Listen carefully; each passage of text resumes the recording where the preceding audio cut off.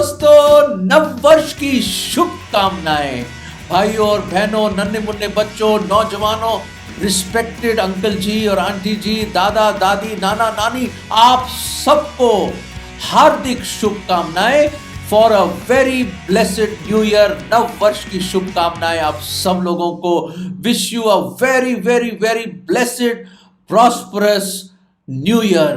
वाह, खुदा के फजलो करम से, उसकी बड़ी दया, बड़ी रहमत से 2022 में उसने एक अच्छे चरवाहा की तरह हमारी निगहबानी करी, हमें संभाला, हमें गाइड किया, हमारा हाथ पकड़कर और कई दफा एक माँ की तरह और एक फादर की तरह अपनी गोदी में उठाकर, अपने कंधों पर बैठाकर उसने 2022 पूरे 12 महीने खुदावन की शफकत, उसकी दया, उसकी विश्वास योग्यता, उसकी मोहब्बत, प्रेम और उसके अनुग्रह के वसीले से हमने ये नया साल खुदा की बड़ी दया से देख लिया है।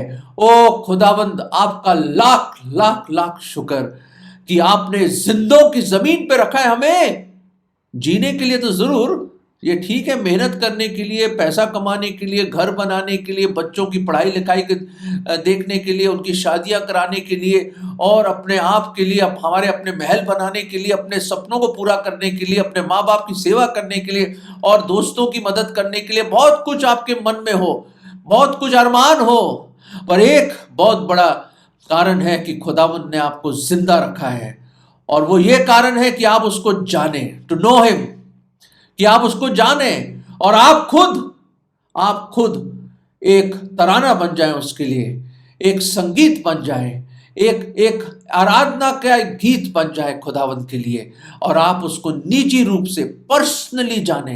ये ठीक है, आपने देखा भाई, नया साल है, लोग नई नई चीजें करते हैं, न्यू रेजोल्यूशंस करते हैं, न्यू प्रॉमिसेस जो तोड़ भी देते हैं बाय द वे, और बड़ी बड़ी चीजें लोग सोचते हैं, ये करूंगा वो करूंगा, पेंट पॉलिश करा देते हैं, घर में नया सोफा ले लेते हैं, नया कालीन ले लेते हैं, कारपेट ले लेते हैं, नई कंप्यूटर खरीद लेते हैं, नए फोन ले लेते हैं, अलग अलग चीजों का मन में होता है। लेडीज शायद नए ज्वेलरी लेना चाहती है या नहीं, सोचते हैं कि अरे क्रिसमस पे कुछ मुझे कुछ इनाम नहीं दिया मेरे हस्बैंड ने, चलो आप मेरे लिए कुछ नया, कुछ मेरे पास कपड़े नहीं, नए कपड़े चाहिए मुझे। बच्चों को अपने डिमांड्स होते हैं, मुझे ये चाहिए वो चाहिए, अलग अलग चीज़ें चाहिए।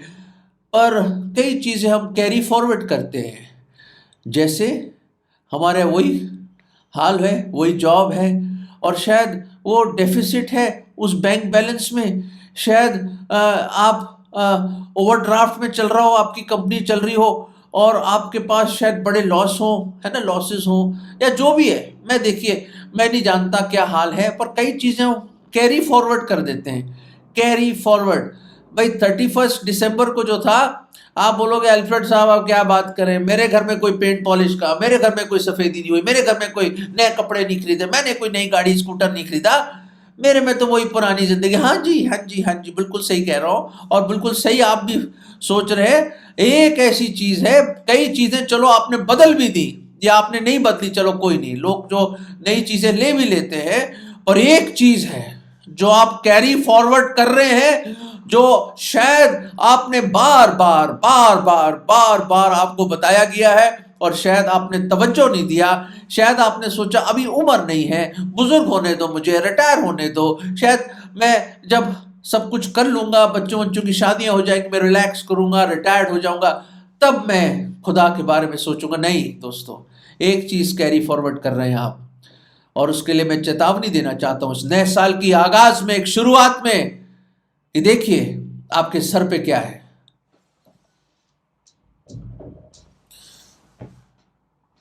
सर पे तो कुछ नहीं है, खुदा की बड़ी देन है और खुदा की दया से सर पे बाल है और सर पे छत है, खुदा की दया है, घर है। लोगों के पास छतें नहीं है, कईयों के पास घर नहीं है, कईयों के पास बाल भी नहीं है। खुदा के फजलो करम से मेरे पास तो वो सब चीज़ें हैं। देखिए, छत है और सब कुछ है, परिवार है। नहीं, आपके सर पे क्या है? अरे बाहर निकलोगे तो आसमान है, वो तो ठीक है, सर के ऊपर क्या है मैं बताता हूँ। बाइबल की एक आयत पढ़ना चाहता हूँ मेरे अजीजों, और मेहरबानी से मेरे साथ चंद लम्हों के लिए प्लीज, जो भी आप एक्टिविटी कर रहे हैं, मेहरबानी से आप तवज्जो दें, अपना अटेंशन मुझे दें, और मेहरबानी से अपने कानों के साथ मेरे अपने हृदयों को भी मेरी तरफ लगाएं। मेरी तरफ नहीं, खुदा के कलाम की तरफ लगाएं। जो धरती और आकाश टल जाएंगे, कई न्यू ईयर आ जाएंगे, हैं, अनंत काल भी अनंत काल, ही अनंत काल जिसका कोई अंत नहीं है, ये वचन अनंत काल का है। This is the eternal word of God. Centuries will pass, seasons will change, governments will change, but this word abides forever. The grass withers, घास खत्म होके सूख जाती, खत्म हो जाती है, और ये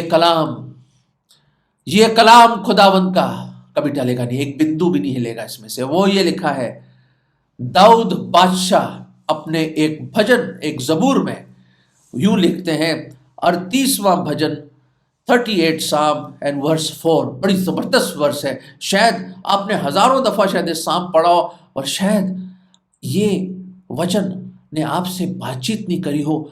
आज ये नए साल में ये वचन मैं उम्मीद करता हूँ, और ये हमारी प्रार्थना है, ये आपसे बात करे। और यूं लिखा है, फॉर माइन इनिक्विटीज, वर्स 4 साम 38, 38वां भजन 4था पद, for mine iniquities are gone over my head as a heavy burden, they are too heavy for me, as a heavy burden they are too heavy for me। मुझे याद आ रहा है, और हिंदी में इस तरह है, मैं हिंदी में भी पढ़ देता हूं जल्दी से आपको। उसमें लिखा, क्योंकि मेरे अधर्म के कामों में मेरा सर डूब गया है, मेरे अधर्म के कामों में मेरा सर डूब गया है, और वे भारी बोझ के समान मेरे सहने से बाहर हो गया है। वो एक भारी बोझ की तरह मेरे सहने से बाहर हो गया है। माय वर्ड, दाऊद कहता है, मेरे अधर्म, मेरे गुनाह मेरे सर पे लादे गए हैं। कितने सालों से, कितने अरसे से, शायद 20 साल, 22 साल, मुझे पता नहीं आपकी उम्र क्या, जोड़ लीजिए, 50 साल, 60 साल, 80 साल, 90 साल, शायद 100 साल, 120 साल। वो कहता, इतना भारी बोझ है मेरे सर पे, मेरे गुनाहों का, मेरे अधर्म के जो काम है उसमें डूब गया हूं मैं डूबा हुआ इंसान हूं। दाऊद बादशाह कहता है, मैंने ऐसे गुनाह किए हैं, ऐसी मेरी जिंदगी है। आप क्या सोच रहे हो? क्या सोच रहे हैं आप? दाऊद ही है? नहीं भाई, नहीं, रुकिए, एक मिनट प्लीज सुनिए। दाऊद तो बोल रहा है और सच बोल रहा है वो। आप कब सच बोलेंगे? आप कब सच बोलेंगे? रोमियो एक पुस्तक है नए नियम में, उसका 3रा अध्याय और 23वें पद में लिखा है, फॉर ऑल हैव सिन्ड। हर एक ने गुनाह किया है, हर एक ने पाप किया है, हर एक परमेश्वर की महिमा से रहित है। All have fallen short of the glory of God और the standard of God's holiness and righteousness. हम सब रहित हैं, गिरे हुए हैं, कोई भी खुदा के स्टैंडर्ड पे नहीं पहुंच सकता है। हम अपने कर्मों से, चाल चलन से, सुनने से, देखने से, बोलने से और एक गंदे सोच से हम गुनहगार हैं। खुदा का एक और कलाम लिखा है कि सर से लेके नीचे तक हम लोग ऐसे नासूर हैं जो जिसमें से पीक निकल रही है। हमारे अच्छे काम चिथड़ों की तरह है। जो भी हम सोचते हैं हम अच्छे लोग हैं, खुदावंद कहता है, God says in his precious word, eternal word, he looked upon the children of men and found there is no one good। मैं नहीं कह रहा भाई और बहन, मैं नहीं कह रहा, ये वो खुदावंद कह रहा है जो दिल और गुर्दों को जांचने वाला, the one who knows your heart, the innermost feelings, he knows the secret chambers of your heart। आपके दिल की गहराइयों को जो जानता है, वो खुदावंद जिसके सामने कुछ छुपा नहीं है। You are naked before him, naked before his eyes. Your conscience is an open book and your conscience can tell you that your life is like an open book। आपकी जिंदगी एक खुली किताब की तरह है खुदा के सामने। वो खुदावंद, वो जो आदि और अंत, जिसने सृष्टि को रचा बनाया, आपको और मुझे बनाया, वो परमेश्वर, अनंत काल का परमेश्वर, वो जिसने आपको जीवन के सांस उधार के तौर पे दिए हैं, you live on his borrowed breath। He has given you the lease of life for a moment, for a season, for a time. वो खुदावन with whom the issues of life and death belong, जिंदगी और मौत का हिसाब जिसके हाथ में है, that great eternal God says there is no one God.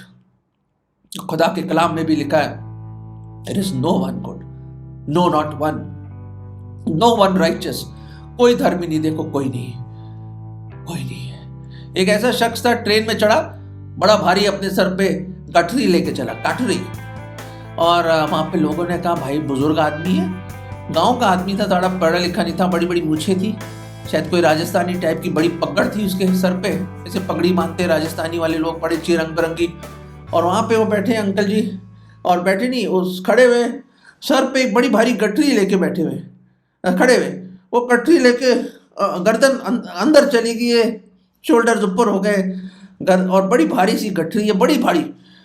तो लोगों ने दया करी, उसने कहा अंकल जी, भाई साहब आप आके, एक नौजवान उठ गया, कहता आप आइए बैठ जाइए, आपको तकलीफ हो रही होगी, इतनी बड़ी गठरी है। गाठरी है मेरी, गाठरी गाठरी गाठरी बोल रहे थे, मुंह में दांत नहीं उनके, बुजुर्ग आदमी, बड़ी बड़ी मूछे, ये गाठरी है गाठरी।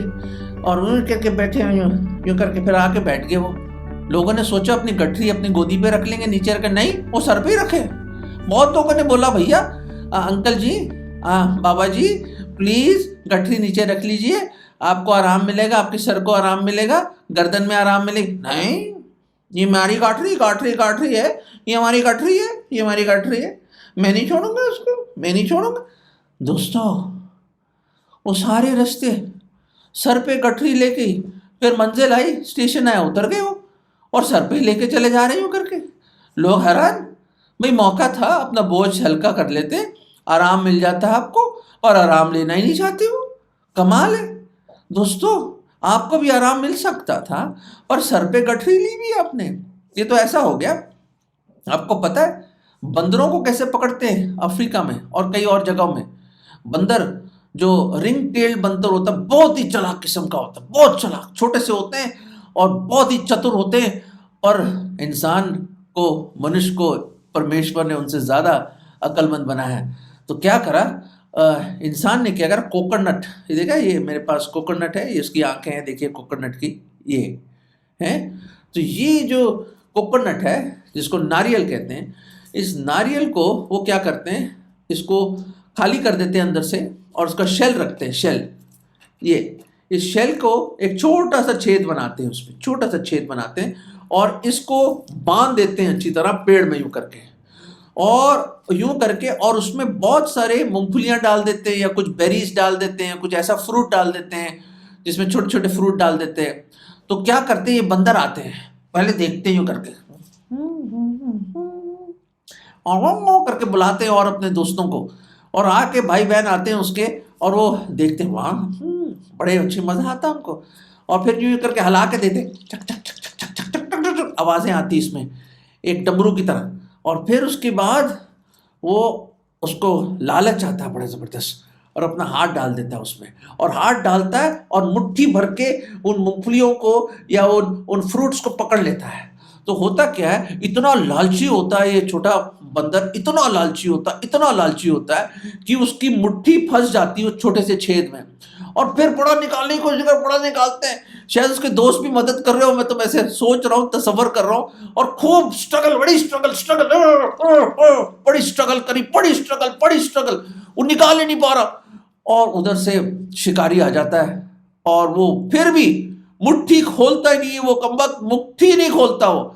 अरे भाई मर जाएगा तू, फंस जाएगा, जाल फेंक देगा तेरे पे, तुझे पकड़ लेगा, मार देगा, मौत तेरे सामने है, मुट्ठी खोल दे, let go let go let go, छोड़ दे छोड़ दे छोड़ दे छोड़ दे, अरे कोई अकल हो, छोड़ दे इसको, हाथ को छोड़ दे, प्लीज खोल दे। वहीं पड़ा, लगा हुआ, जान लगा दी इसने, जान लगा रहता, दांत लगा रहा, पता नहीं क्या क्या कर रहा है, वो चल रहा है, कलाबाजियां खा रहा है, हाथ फंसा हुआ उसका, और शिकारी पकड़ के ले जाता है। कई बंदरों को इसी तरह आज भी अफ्रीका में और गांव गांव में लोग पकड़ते हैं, और अलग तरह से कई दफ़ा खरबूजे के अंदर भी, तरबूज के अंदर भी वो छोटा सा छेद बनाते हैं, वो फंस जाते हैं हाथ उसके, और उनको फिर वो पकड़ लेते हैं। वो छोड़ते नहीं उन बीजों को, बीज पसंद है उनको बहुत, और वो पकड़ लेते, छोड़ते नहीं अपनी मुट्ठी को और पकड़ लेते। दोस्तों, मेरे अजीजों, मेरे प्रिय भाइयों और बहनों, बहुत प्रिय भाइयों और बहनों, मैं आपसे रिक्वेस्ट करता हूँ, पूरे 2022 में आपने अपनी मुट्ठी बंद रखी, अपनी मुट्ठी बंद रखी आपने। प्लीज आज उन गुनाहों को, उन बुरी आदतों को, उन लतों को, उन एडिक्शंस को, उस नफरत को, उस गुस्से को, उस कड़वाहट को, और सबसे बढ़कर उन गुनाहों से आज आज़ादी पालो। शैतान ने आपको पकड़ के रखा हुआ है, और इन शैतान ने पकड़ा हुआ है, गुलामी कर रहे हैं आप, और आपका हाथ इन पापों ने जकड़ के रखा हुआ है। आज समय है, सरेंडर कर दो, खोल दो इस हाथ को। मेरे अजीजों, ओपन दिस हैंड, खोल दो इस हाथ को, प्लीज इस हाथ को खोल दो, और आज किसी और का हाथ पकड़ लो। किसी और, कोई और आपको बुला रहा है, बड़े दिल से बुला रहा है, बड़ी शिद्दत से बुला रहा है, बड़ी मोहब्बत प्रेम से वो बुला रहा है। बहुत बुलाया है उसने पिछले साल, गुजरे सालों में बहुत बुलाया। आज ए मेरे भाई, ए मेरी बहन, ए मेरे अजीज, आज उसकी आवाज सुन ले और अपनी मुट्ठी खोल दे। इस जिंदगी में क्या पकड़ के रखा तूने? कुछ भी नहीं है, हवा है, सब हवा। ये पैसा, ये दौलत सब खत्म हो जाएगा एक दिन। किसके पीछे भाग रहा है तू? क्या पकड़ के रखा है तूने? आज छोड़ दे, आजाद हो जा। O get into the liberty that Christ wants to offer you. He came to set the captives free. वो बंदियों को आजाद करने के आया। वो जो गुलामी में है उनको आजाद करने के लिए खुदावन ने कहा, और टूटे हुए दिलों को मैं जोड़ने आया। came to bind the broken hearted. मैं एक रोशनी बन के आया हूं, खुदावन कहता है। आपके जीवन में एक रोशन करना चाहता आपकी लाइफ को। क्या पकड़ के रखा हुआ आपने? फेंक दो उसको, हटा दो जीवन से, निकल आइए। वो पुकार रहा है, वो शिकारी आ रहा है। मौत आ जाएगी एक दिन, और एक दफा मौत आ गई, कौन बचाएगा आपको? कौन बचाएगा? अगर इतने बड़े उद्धार को तुम ठुकरा दो तो कैसे बचोगे? If you neglect so great a salvation, so great a salvation, how can you escape? खुदावन के कलाम में लिखा है, खुदावन यीशु मसीह ने वो गठरी हमारे पापों की, वो बोझ, वो बड़ा बोझ, और उस शिकारी की मार, और वो गजब खुदा का, वो जो पनिशमेंट जो हमें मिलनी थी, वो पाप के जो हमसे उठाया नहीं जा रहा, जो हमारे से बर्दाश्त नहीं होता, उन गुनाहों को उसने अपने ऊपर ले लिया। वो खुद सलीब पे चला गया, बड़ी खुशी से, विलिंगली। हमसे इतना बेइंतहा मोहब्बत करता। वो he loves you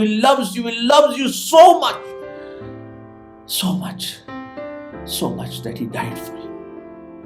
वो आपके लिए मारा गया, अपना बेशकीमत लहू बहाया उसने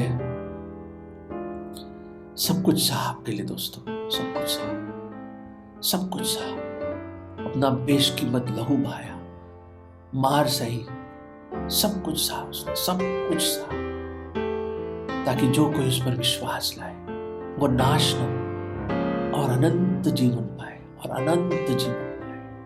दोस्तों बहुत प्रेम करता है आपसे। उसको दफनाया गया, पर तीसरे दिन प्रभु यीशु मसीह जी उठे, जैसे आप जानते हैं, और वो जिंदा खुदा है।